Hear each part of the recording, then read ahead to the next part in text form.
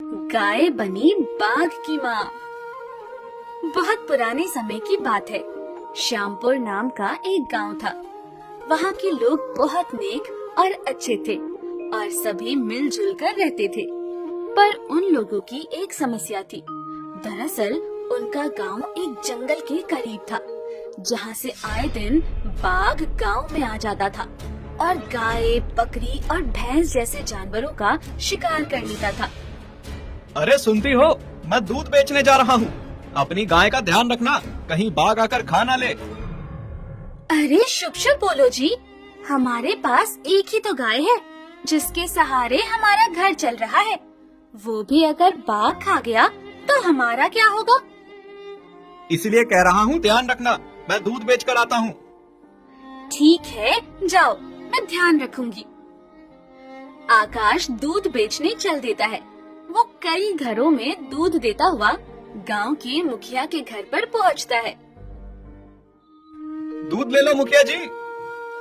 हाँ लाओ आकाश, अच्छा हुआ तुम दूध लेकर आ गए। चाय पीने का बड़ा मन हो रहा था। वैसे सच बताएं, गांव में दूध तो बहुत लोग बेचते हैं, पर पूरे गांव में सबसे अच्छा दूध तुम ही बेचते हो।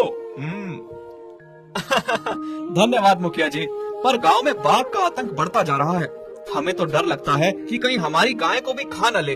कुछ करिए ना। हाँ, बात तो तुम सही कह रहे हो। अभी पिछले ही सप्ताह हमारे पड़ोसी की गाय दबोच ले गया बाघ।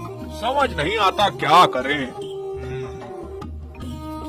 तभी मुखिया की पत्नी अंदर से निकल कर आती है और कहती है, अरे करना क्या है? पास के गांव से शिकारियों को बुलवाओ और मरवा दो उसे। अरे पर बाघ भी तो एक जानवर होता है, उसे मरवा कैसे सकते हैं? हमें पाप नहीं लगेगा? लो कर लो बात। अरे आकाश, तुम ही इनको समझाओ कि वो बाघ है, बाघ, कोई बकरी या कुत्ता नहीं जिसे मारना पाप हो। बाघ ऐसा जानवर होता है जो एक एक करके सारे जानवर खा सकता है। हाँ, ये बात तो आपकी सही है। और ये बात भी समझ लो, अगर हमारे गांव में जानवर खत्म हो गए तो फिर वो इंसानों का शिकार भी शुरू कर देगा। क्या तब भी नहीं मारोगे उसको? चलो ठीक है, तुम लोग कहते हो तो मैं जल्द से जल्द पास के गांव से शिकारियों को बुला लूंगा और बाघ को मरवा दूंगा। फिर आकाश मुखिया के घर से निकलता है और अपने घर की ओर जाने लगता है। रास्ते में उसे जितने भी लोग मिलते हैं सब बाघ की ही बात कर रहे होते हैं। सबके दिलों में बाघ का खौफ बैठा होता है, क्योंकि बाघ हर किसी की या तो बकरी या गाय खा चुका होता है। अरे भैया आकाश, तुम अपनी गाय को बचा कर रखना। एक तुम ही हो जिसकी गाय पर हमला नहीं किया उसने, वरना वो तो सब पर हमला कर चुका है। हाँ भैया, बात तो तुम सही कह रहे हो, पर मैं ठहरा गरीब इंसान। मेरे पास तो गाय को छुपा के रखने का भी कोई साधन नहीं है। आकाश बड़े उदास मन के साथ अपने घर पहुंचता है। माया उसे देखकर कहती है, ए जी, कुछ सोचा? हम अपनी गाय को कैसे बचाएंगे? हाँ, मैंने आज मुखिया जी से बात की थी। उन्होंने कहा है कि पड़ोस के गांव से शिकारी बुलाएंगे और बाघ को मरवा देंगे, पर तब तक हमें अपनी गाय को बचा कर रखना पड़ेगा। ठीक है जी, और कर भी क्या सकते हैं? अब तो सब भगवान भरोसे है। फिलहाल आप बैठिए, मैं आपके लिए खाना लगाती हूँ। वो दोनों खाना खाने बैठ जाते हैं। खाना खाते खाते माया अचानक से कहती है, ए जी, मेरे मन में एक बात आई है। हाँ बताओ, क्या बात?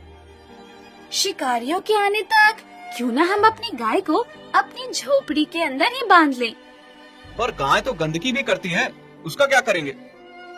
अगर गाय को बचाना है, ये सब तो झेलना ही पड़ेगा। चलो ठीक है। उस दिन से वो लोग अपनी गाय को अपनी झोपड़ी के अंदर ही बांधने लगते हैं, जिससे उनको बहुत परेशानी भी होती है। पर वो ऐसे ही कुछ दिन निकाल लेते हैं और फिर शिकारी गांव में आ जाते हैं। ए जी, मैंने सुना है शिकारी आ गए हैं। हाँ, शिकारी आ गए हैं और अब वो बाघ मारा जाएगा, फिर हम सुकून की जिंदगी जिएंगे। उन लोगों ने अब अपनी गाय को बाहर बांध दिया था।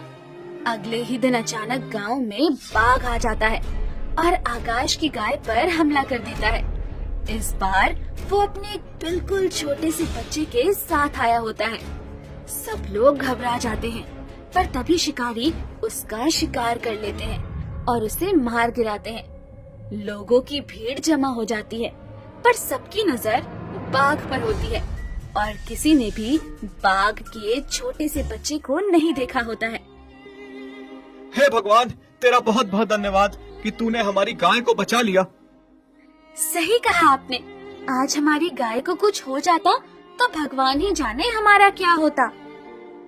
अब तो खुश हो ना आकाश? हाँ मुखिया जी। सब लोग अपने घर चले जाते हैं और फिर जब आकाश और माया अपनी गाय के पास पहुंचते हैं तो देखते हैं वहाँ पर एक छोटा सा बाघ का बच्चा बैठा हुआ है।